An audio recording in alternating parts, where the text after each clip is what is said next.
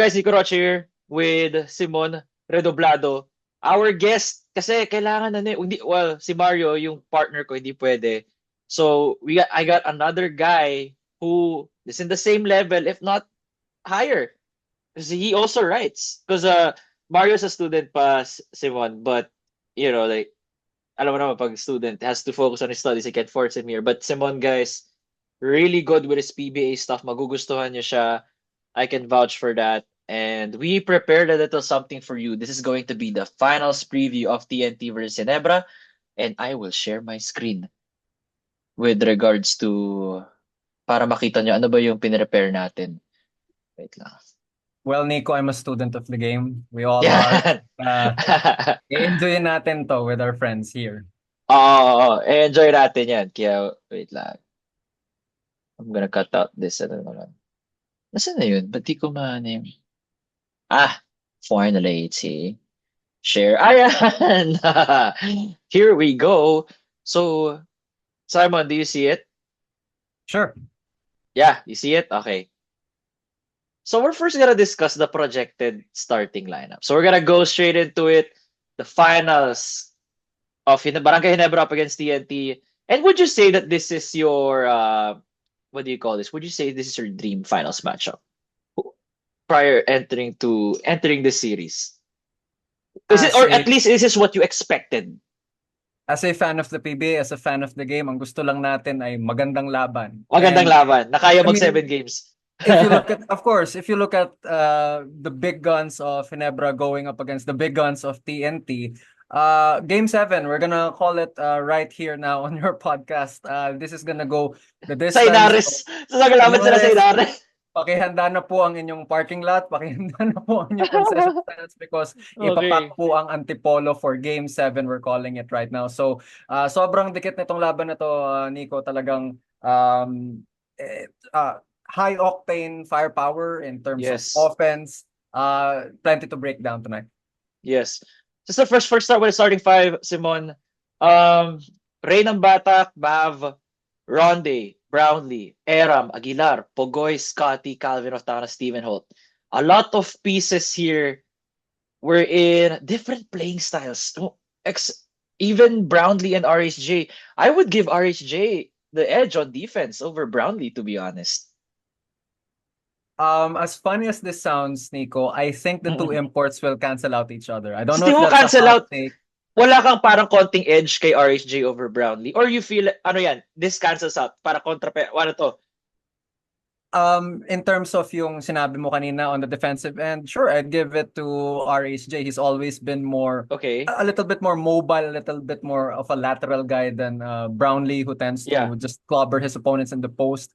Pero Yeah. in terms of clutch, ano bang masasabi natin kay Justin Noype? I mean, Tama, matik na tama. yan, every series meron talaga In siya. terms of clutch, tama. Yun yung But advantage ni Brownlee. RHJ would take it against us kung hindi natin sasabihin na siya ay hindi clutch, di ba? So, Oh, I think they'll cancel it out, and tulad ng laging sinasabi ni Shaq sa Inside the NBA, I'm really gonna miss that show, it's the others.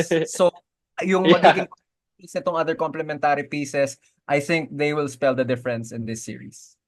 Okay. What do you think about let's first focus on TNT. What do you think of TNT starting five? Okay. Both of these teams are basically still in the process of cooking in terms Mhm. of yung chemistry kasi we look at their lineups. Reynam Batak is playing his first conference with the First Tropang Giga. conference. On the Yes. other hand, Ginebra, as we saw nung off-season pa lang, nung nagma-mock draft pa lang tayo, di ba sabi natin, ano yung Nag-mock draft. gagawin ng Ginebrang pakulo? And then suddenly, RJ Abariento's third draft pick. So, Yes. RJ's coming in, and then Mavericks just really coming into his own. And then, oh, by the way, we have Stephen Holt and Isaac Go, sayang talaga. So, Si Georgia, sayang, sayang. He could have been another wrinkle for the side of Ginebra sana. I love watching him really work the triangle. So actually, Nico, ang tinitignan ko dito ay yung mga long-standing favorite talagang mga kabarangay at mga katropa, yung mga matagal na doon kasi yung mga RR Pogo, yung mga Japes Aguilar, they've been there, done that. So, Yeah. but at the same time, I really can't give an edge in terms of like veteran leadership or even Mhm. playoff experience kasi ano pa bang championship ang hindi napanalunan ng mga Actually. ito? So, ito raises 10, to be quite honest with you. Yung margins Mm. between the two of these teams. It's really close, no? It's a in terms of talent, you would say the starting five.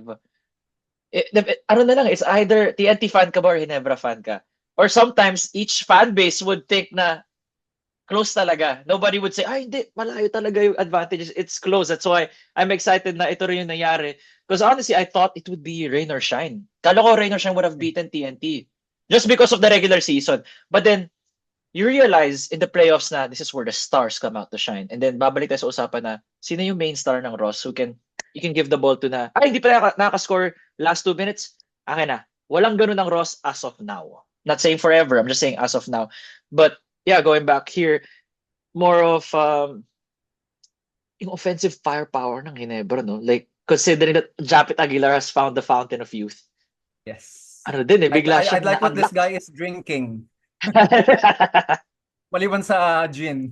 I like what this guy is drinking Maliban because sa Jin. grabe, Player na grabe player, naman. nag-Jin eh. No? Yeah. But actually, Nico, if I don't Mm. know if you're gonna scroll down, but Yeah, we were gonna uh, go. You want to go to the bench mob?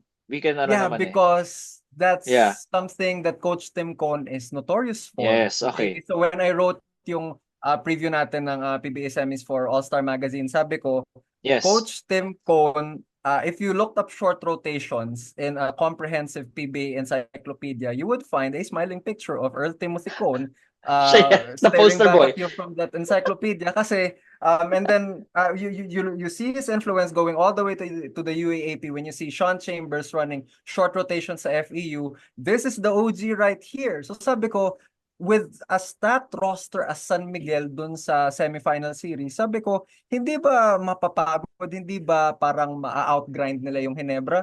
Pero Yun nagawa yung ng initial paraan thinking ko rin. Yun yung initial thinking ko rin. Will the and they short put them away in rotation? Yeah. six. I In mean, six pa. Could have been in five. Could have been in five, Simon. actually, Could have been in konti five. na lang din talaga. So, Oh. I'm on paper, if Coach Chot really digs, if he really wants to dig deep down into his bench, kayang-kaya niyang gawin niya because you look at those, there's not a single, like, let's say, inferior quality player dyan sa bench ng TNT. They're all there for a reason. You have shooters, you have scorers, you have big Yes. bodies. You have stoppers Pero like yun nga, mga, di ba, paint stoppers. You got like perimeter players. Agree. we don't sneeze at Ginebra's bench as well. And hindi man sila, hindi man sila makakuha ng as much exposure as the TNT bench will. Nako, Mm. pag naghugot ng Aljon Mariano yan, pag naghugot ng Marks Pinto yan, it will be for a reason. It will be to control the pace. It will be Mm-mm. to let veteran playoff experience like prevail over perhaps some younger guns from TNT. So, but I would look at this as well, Nico. It's Mm. also the injury bug that's plagued Kay Joe Devans. TNT. Kaya nilagay ko yung sa or to ba TNT? Oh, yeah, okay. Kelly Williams TNT. and Castro. That's a concern, no? That's gonna be a concern.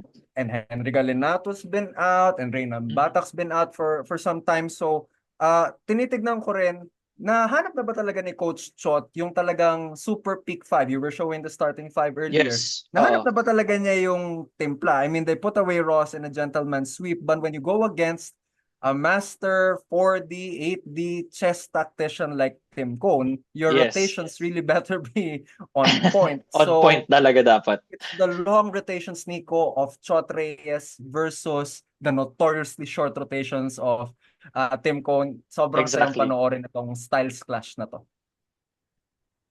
Looking at this one, feel ko up to Jason Cast with a pinch of Brian Huruela, mga 4 to 6 minutes. I don't think Barkley, Paul, and Ping then CJ would get a sniff of playing time or at least maybe sabihin natin tambakan na or safe na yung lead. Tsaka lang sila papasok. So I feel like hanggang Brian Huruela na yan. With medyo stretch na ngayon kay Brian Huruela eh. Di ba? Mga last 1 minute mo lang pinapasok si Brian Huruela eh. Or kapag sabihin natin yung mga guardian nila they couldn't make any shots. Sometimes Coach Chot goes to Brian Huruela for that. Maybe kaya tayo bigyan ng 2 tres in this short span. Yun yung how I look at Brian Huruela. But Nico, I'd look at Coach Chot as someone who always something in his back pocket. yung Ping Eximiniano na yan, ever since his You feel so. Pesquiminiano days in Alaska, Pesquiviniano. oo, nako. Um, kung may kailangang pigilan na Scotty Thompson or Stephen Holt, I think Eximiniano can still Pwedeng do magic an bonus. executing job. Pwedeng out of nowhere. Ping. Try natin if you could throw this guy off. Okay. While si Barkley, Paul, and CJ na yung mga ano na talaga, like yung mga medyo wild cards na talaga. The wildest of wild cards. While sa Ginebra naman, Simona, I really love Ralph Koo.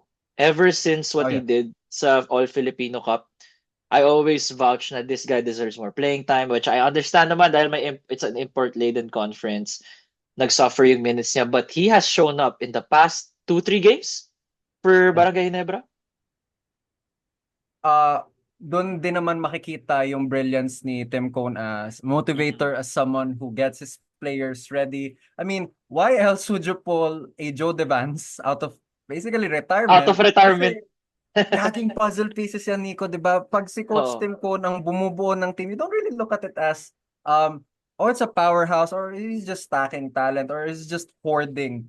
No, you get an RJ Abarrientos to go along with the Joe Devance, and the basketball IQ is soaring through the roof. You get a Ralph Koo to A backstop the secondary playmaker. scoring. He's like a Sobrang Jokic, daming right? playmaker The niyan. way they use him. Ang ganda ng mga post entry niya.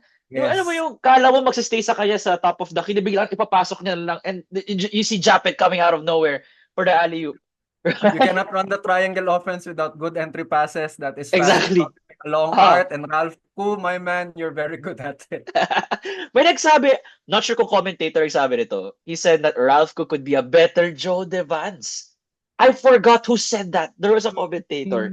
I Mm. forgot who. But I was like, that is such a hot take, but at the same time, mapapaisip ka, pwede. Alam mo yung konting, siguro magdalawang gin ka. Nga, no? Pwede.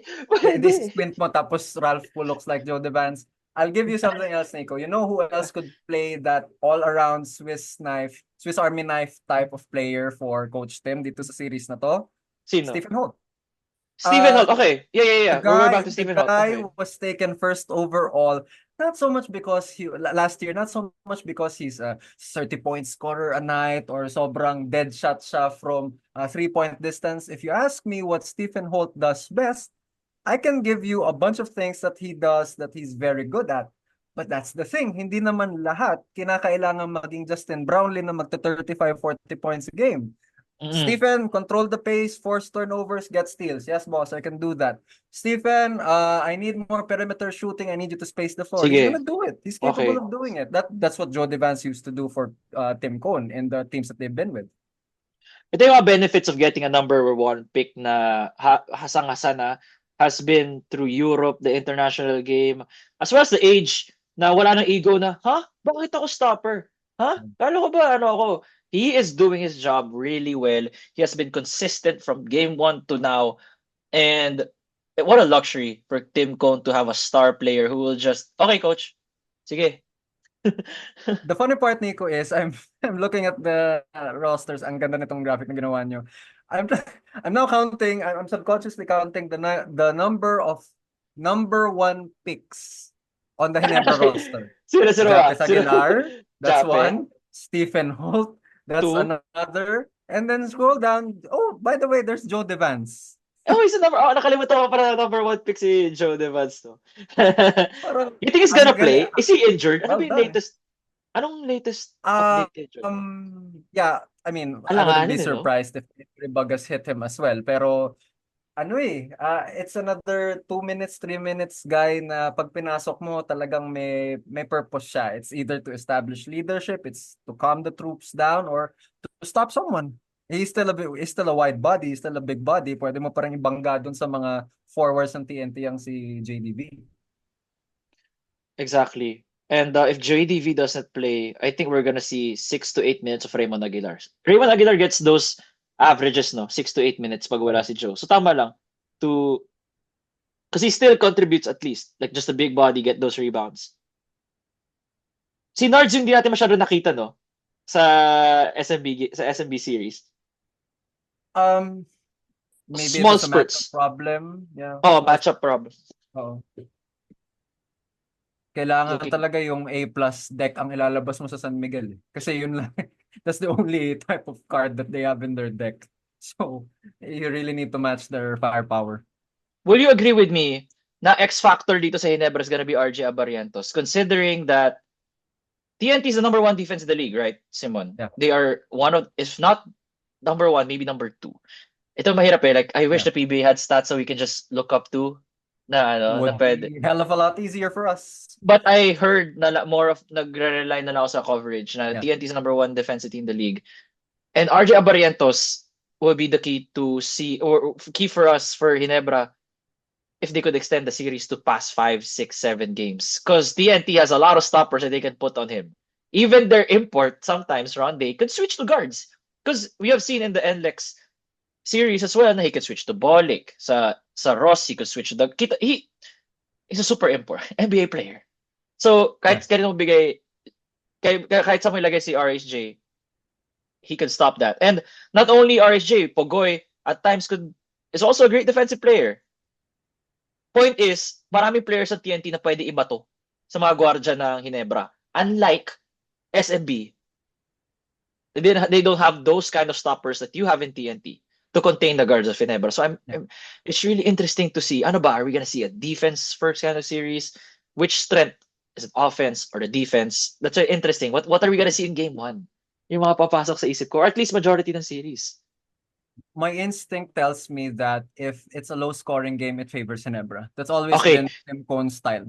if it's a Ganun talaga. low-scoring game, it's gonna favor Ginebra. Okay. Yes. But the thing is, Nico, TNT, for a couple of games dun sa semi-series na yun with Ross, I know it was a very It's all dominant low. gentleman Pero medyo sweep. pero mababa rin yung score, di ba? And there were a couple of times that they did not fail to keep the shooting clip of Ross, either from beyond the arc or from the 2-point field goal area. They failed to keep that like even under 45%. Mm. Okay. The games that they had the most success in, including including game 5 in which they sealed the deal, below 30% yung 3-point shooting clip ng Ross. So I think that's going to be key kasi hindi pwedeng puputok yung Maverick Ahamisi. Hindi pwedeng biglang Hindi puputok pwede. yung backcourt ng Ginebra. So, but then again, 3-point shooting has never been a defining trait of Coach Tim Cohn It's a teams. plus Kasi lang. nga triangle. It's just a Yeah. plus. And Oo. nagkataon talaga, this is their best 3-point shooting squad. Yes. And I don't know, you could argue that this is the best 3-point shooting squad in all of the squads that Coach Tim has handled, di ba? You could argue that. Speaking of 3-point shooters, Nico, I have a question for you. Mm. What about matchups naman on the other end? Who's Okay. stopping Justin Brownlee? So, of course, we're gonna see Ronde. Yeah. We're gonna see Ronde 90% of the time. We're gonna if you're TNT, you're gonna try putting Calvin at times, yung mga 10-15%. Just because of the size. Okay, 6'5" si Yeah. Calvin. Sige, bato-bato na rin natin. Maybe Kelly Williams. But yun nga eh, parang how healthy is Kelly? Parang, kaya niya po ba? Pero yun eh. Yung tatlo lang nakikita ko eh. Ronde, Calvin, Kelly. To try to throw at Brownlee. Wait, parang nag-lag. Are you back? Ayan. Wait, parang nawala ka. Yeah, Nico. Okay. Hi. Ay, okay na. Okay na. Okay. I was about to say probably by committee. If you put just one guy or just two guys on him the entire game, mapapagod talaga yun. Tapos hindi makakashoot in the clutch. Sa So it's sobrang gonna be pagod by committee. Sino yung kakapantay kay committee mo? Brownlee. RSJ pa rin, but I like rotate. Okay. I'd go Kelly over Oftana because I want to conserve Oftana on You wanna offense, to be just quite honest. focus ka sa shoot. Medyo olat si Oftana in the Ross series, ah. Yeah. So not a lot of people realize that Calvin is kind of off in that series. Hindi pwede yun. Against Ginebra. Hindi pwede yun. Would you also say, Nico, that, I mean, take the import out. Obviously, RHJ is gonna get the lion's share of touches. Is Oftana already the crown jewel of the offense of this Tropang Giga team? Yeah. We saw it in the All Filipino Cup. I'm convinced that Calvin's that guy. Siguro na ano lang talaga dito sa Raw series, he just couldn't find his shooting. I think he was shooting below 40% for majority just based on the stat sheet na nakukuha ko.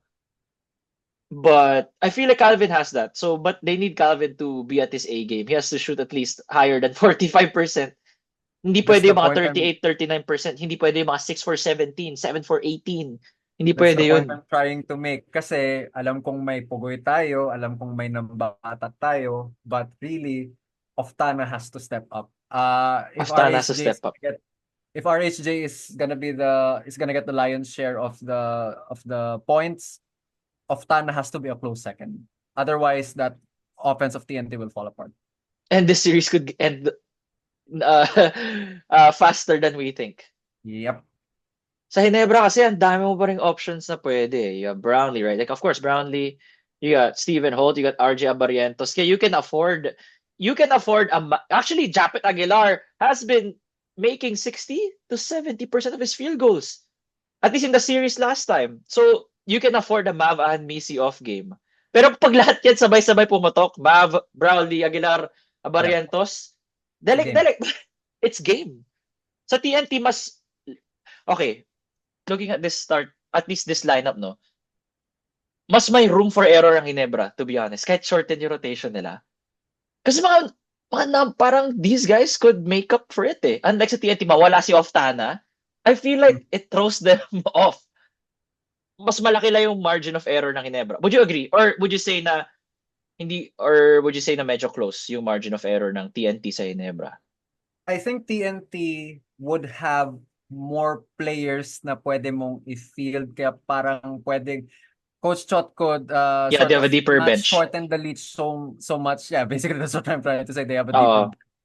Oo. But Ginebra plays such an intricate style na talagang systematic offense siya. Even if, let's say, a Stephen Holt or a Maverick Ahanmisi has an off game, alam mong merong mga players na alam yung sistema ni Coach Tim that could plug in. And the Yeah. offense would continue to hum. And then, the funny thing is, when all else fails, bigay nyo dun sa import.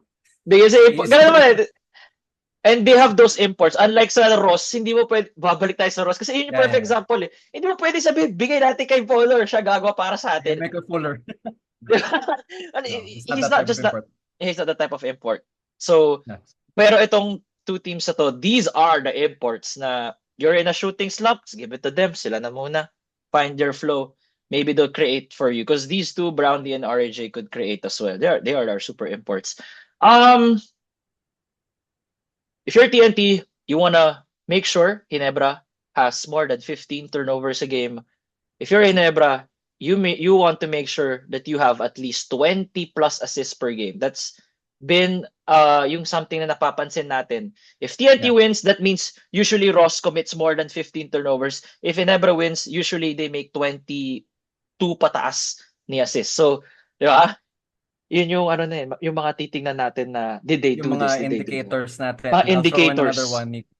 Mm. I'll throw in another one.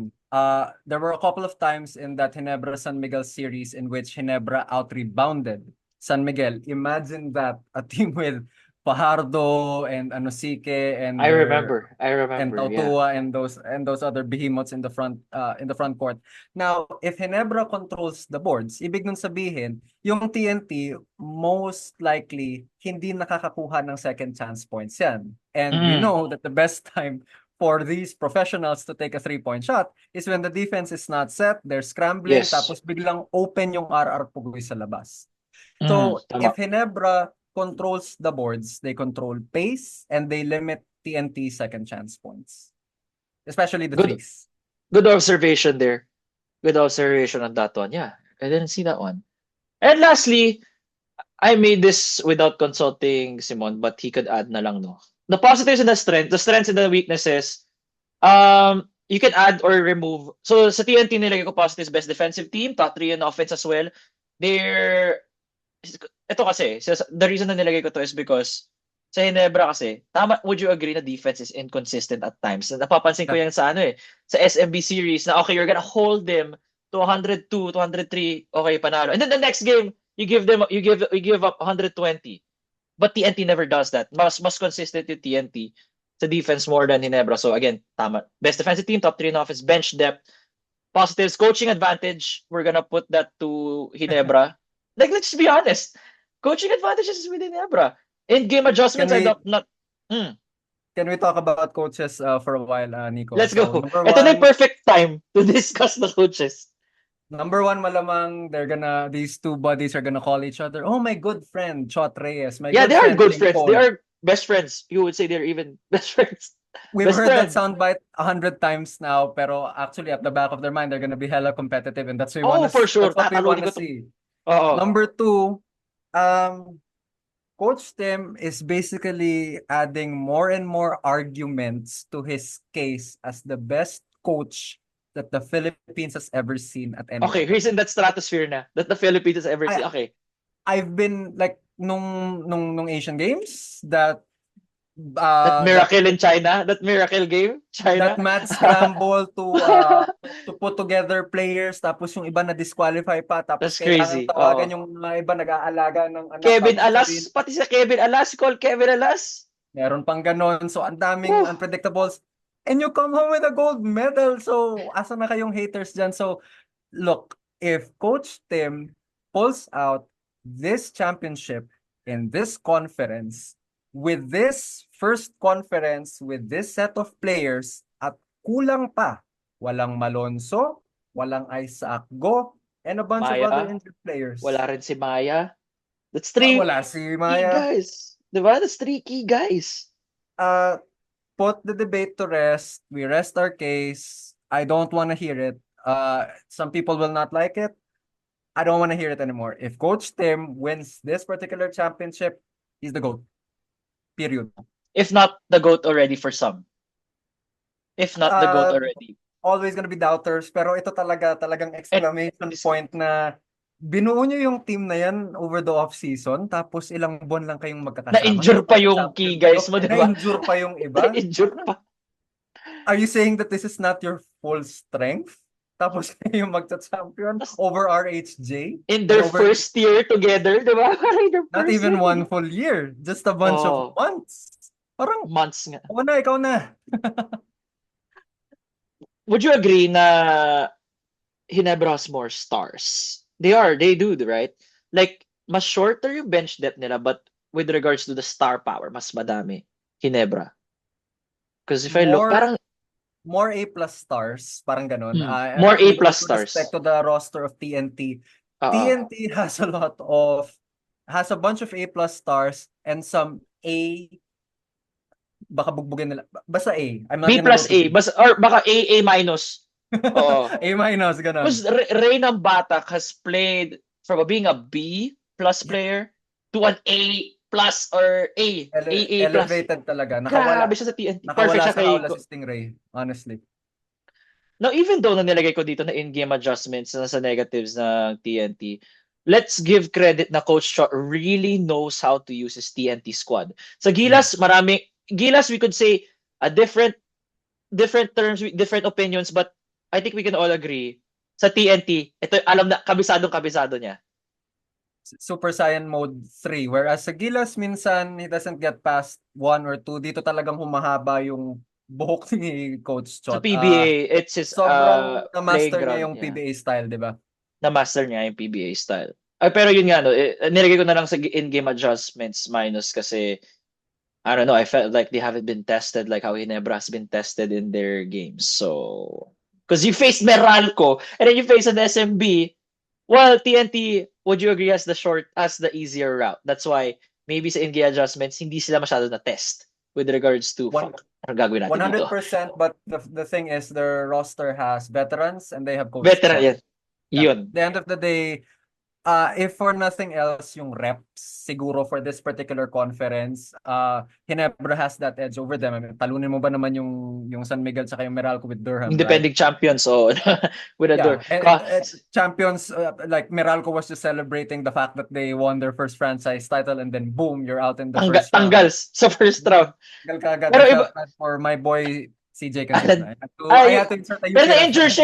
Pero na-injure siya eh. Sayang. Hindi counted yun for CJ. para for me, hindi, clean slate pa rin si CJ. Pero he could have made a difference in that Yeah, series. I agree. I certainly. believe in iba rin yung CJ Cancino last 4 or 5 games nung regular season. Bago Okay. mag-playoffs, 'di ba? Bago Yes. napilay. Sayang. But yeah, guys, I think this is pretty much our breakdown for the finals preview. Let us know what you think. Medyo madami, but this is what you guys enjoy. You guys wanted some graphics. This is it. Are there more that you guys want to see as a plus or some minus, strengths, negatives? Let us know in the comments. Follow Simon here. I put this Insta. You want Instagram ba? I finally got on Instagram a few days. Ayun. A special What's your someone username? for me. Sir Simon. Sir Simon. Simoun. Yes, Sir sir. Simoun. Follow his work also sa All-Star Magazine. Simon says, right? He writes in All-Star Magazine. He writes mostly PBA, pero may iba ka dash of UAAP. UAAP and my most recent column was actually on the NBA. Ang question ko doon, will we ever see Yeah. an NBA dynasty? Yan. Ooh, yan. Check it To out. coincide with All-Star the rise Magazine. of to coincide with the debut of the NBA season. So check it out, all-starmagazine.com. Simon says every Monday. Hey. Yan. Follow nyo yun, guys. Check him out. Check his workout. Let me know if you want to see more of Simon. Let me know in the comments. And again, on Spotify, follow 5-star rating. For those on YouTube, like, comment, subscribe. See you all next time. Nico here with Simon. Let me stop sharing this. See you all next time. Peace. Here's some out.